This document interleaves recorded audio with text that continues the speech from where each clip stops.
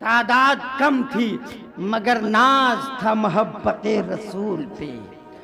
آج تعداد زیادہ ہے، ناز ہے ہتھیاروں پہ، ناز ہے اوزاروں پہ. اور جس پہ ناز ہونا چاہیے اس کا عطا پتہ ہے ہی نہیں. کون سا ہتھیار لے کر کے آئے تھے معین الدین اجمیر کی دھرتی پہ؟ کون سا اوزار لے کر کے آئے تھے غریب نواز ہندوستان کی سرزمین پہ؟ 40 فقیروں کی تعداد میں. خود آپ کی عمر تقریباً 40-50 سال کے قریب ہے. صرف 40 کی تعداد میں کوئی ہتھیار نہیں، کوئی اوزار نہیں ہے، کوئی فوجی طاقت نہیں ہے. مقابلہ کرنے والوں نے ایسی دھمکیاں دی کہ بھاگ جاؤ ورنہ بھگا دیے جاؤ گے، اجاڑ دیے جاؤ گے، گاجر مولی کی طرح کاٹ دیے جاؤ گے. تھے کتنے تھے؟ 40.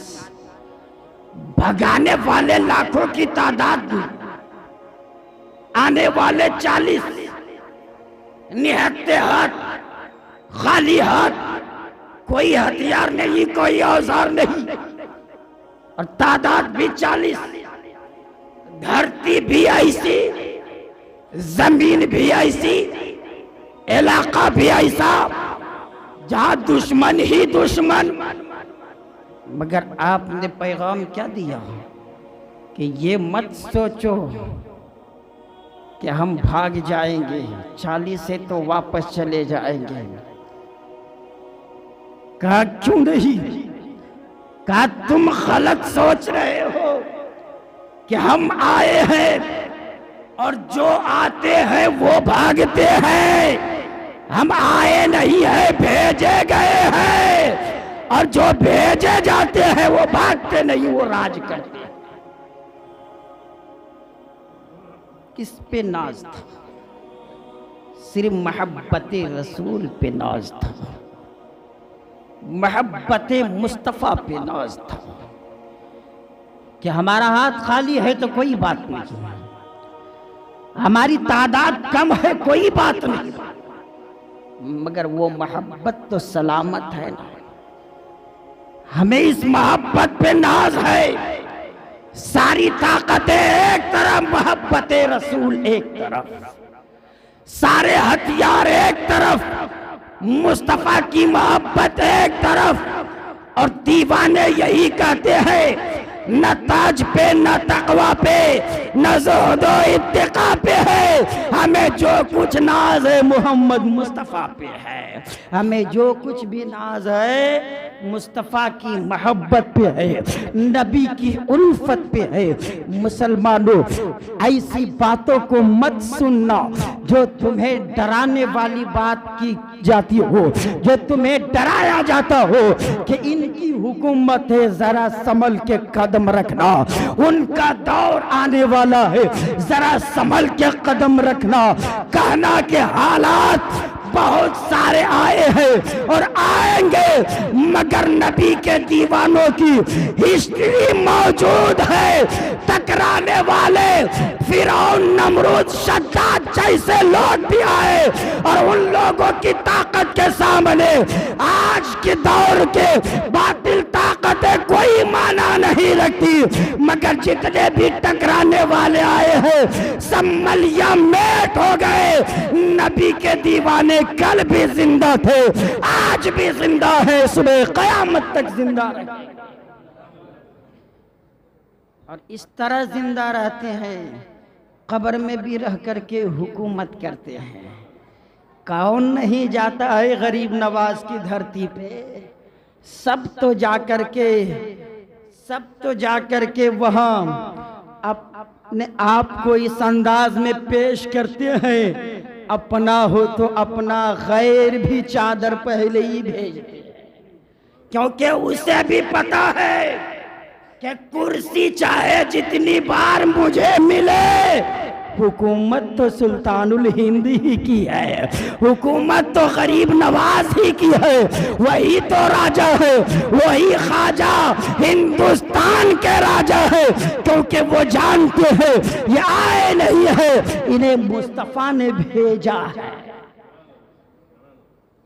قرآن نے بھی للکار کر کہا وَلَا تَهِنُوا وَلَا تَحْزَنُوا وَأَنْتُمُ الْعَالَوْنَ إِن كُنْتُم مُؤْمِنِينَ، سستی مت کرو، غم مت کھا، تم ہی غالب رہو گے اگر تم سچے اور پکے مومن ہو۔ سوچ لو گے جب تم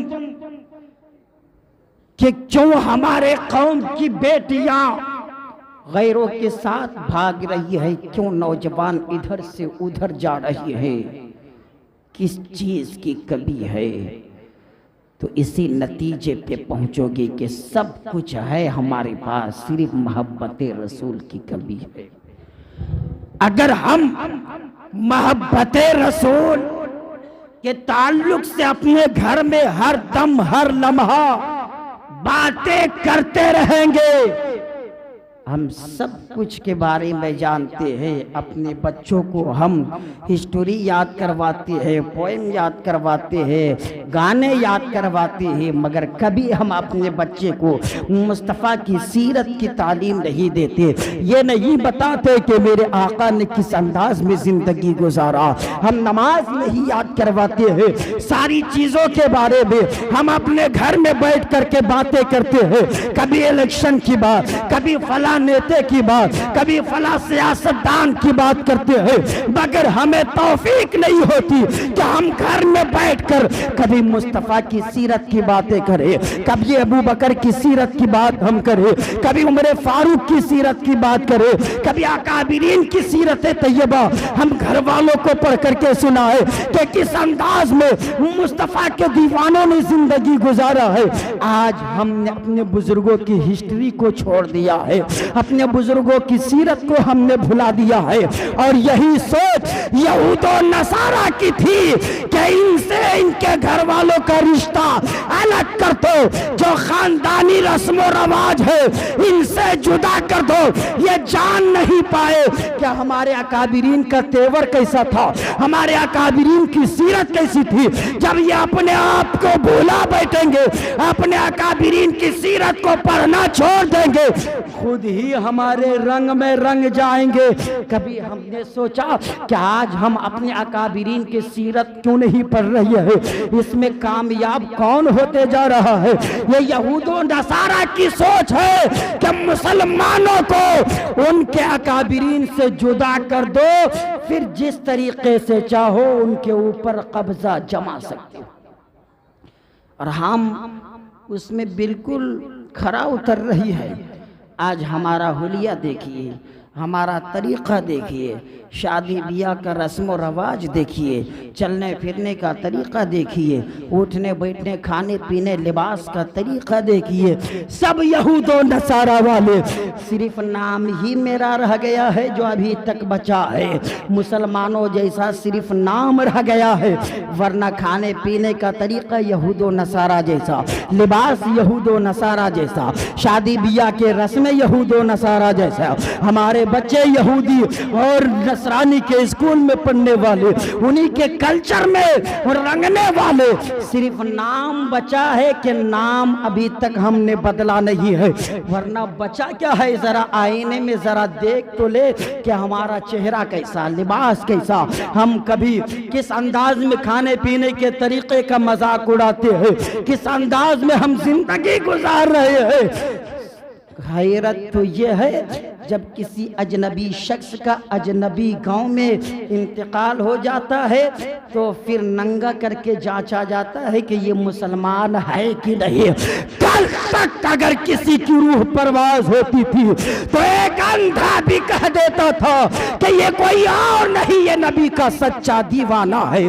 آج ہمیں ننگا کر کے جانچا جا رہا ہے کہ یہ مسلمان ہے یا کوئی اور دھرم سے تعلق رکھنے والا ہے، کیونکہ ہم نے اپنا حلیہ حلیہ ایسا بنا لیا ہے، ہم نے طریقے کو ان یہود و نصارہ کے طریقے کو اپنا لیا ہے۔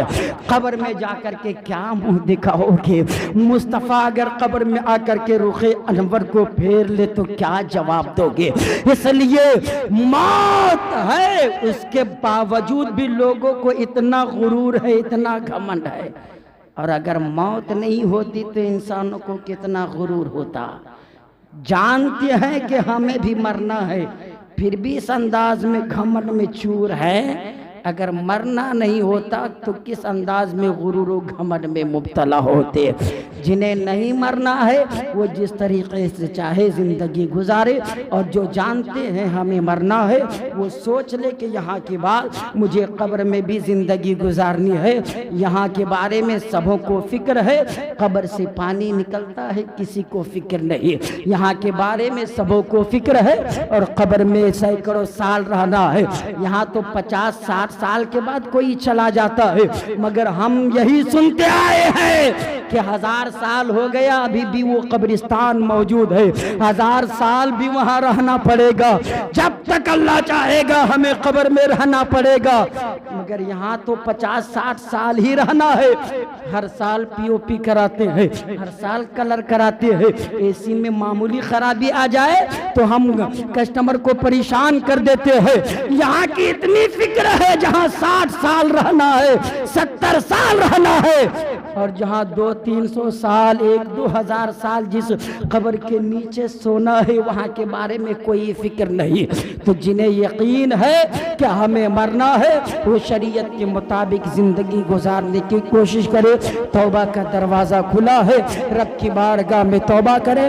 مولا ہم سے جتنی غلطیاں ہو گئی میں توبہ کرتا ہوں، اور آئندہ سے یہ وعدہ کرتا ہوں مولا کہ اپنے آپ کو غلطیوں سے بچاؤں گا۔ مولا ہماری توبہ قبول فرما اور ہمیں سیدھے راستے پر چلنے کی توفیق عطا فرما۔ وآخر دعوانا الحمدللہ رب العالمین۔ السلام علیکم۔